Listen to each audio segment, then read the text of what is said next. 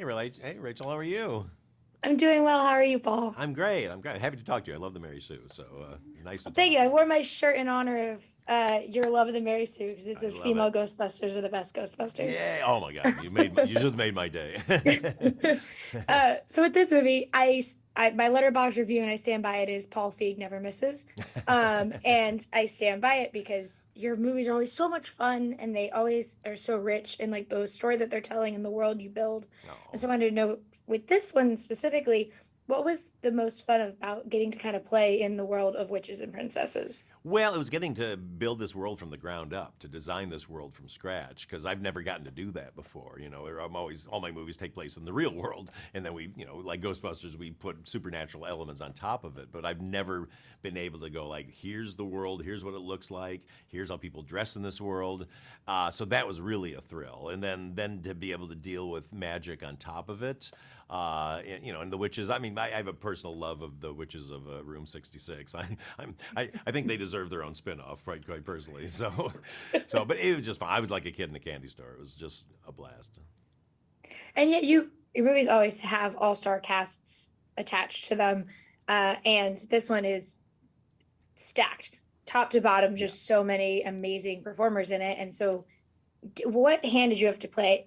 What hand did you play in crafting the look of each school and the actors who were bringing each of the characters to life? Well, as far as the characters go, I really, I let my leading actors really kind of tell me how they want the characters to look. So like Charlize really designed her look because the first thing she sent me was a picture of there's a model who has very similar hair, red hair, and almost that kind of like wedge shape. And she was like, "I've never played a redhead before. And what do you think of this look?" I was like, "That's great."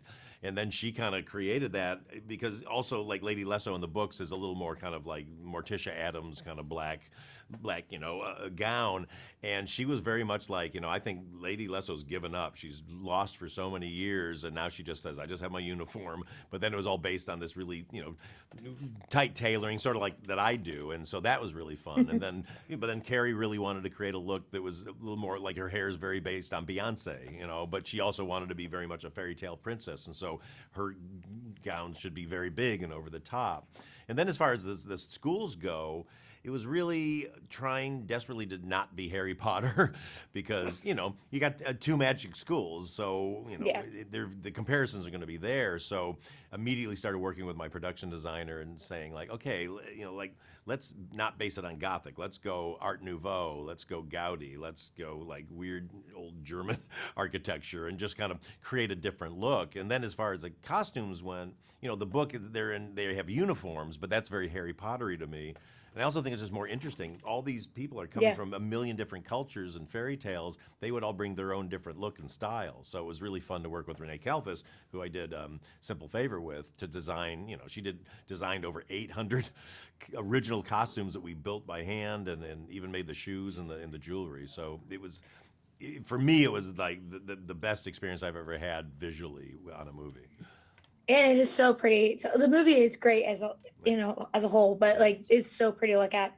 Thank you so much for talking with me today. I just have to say, you have brought so much joy to me and my family. We're all Oh. nerds and fans of your work. My dad used to love Last Christmas, and he would watch it in like Oh. July and call me, and I'd be like, "Dad, it's July." And so like, if he was still here, I'd call and be like, "I talked to the director Last Christmas Oh, today." thank But you. So thanks, Rachel. That's so you sweet of of you. I course, appreciate it. thank you so much And for I love your that time and your T-shirt. You got to work. tell me where to get that T-shirt. I will. I'll find it. I've had it since the movie came out, so I'll have to find it. I love it. Thanks. Thank you. Cheers.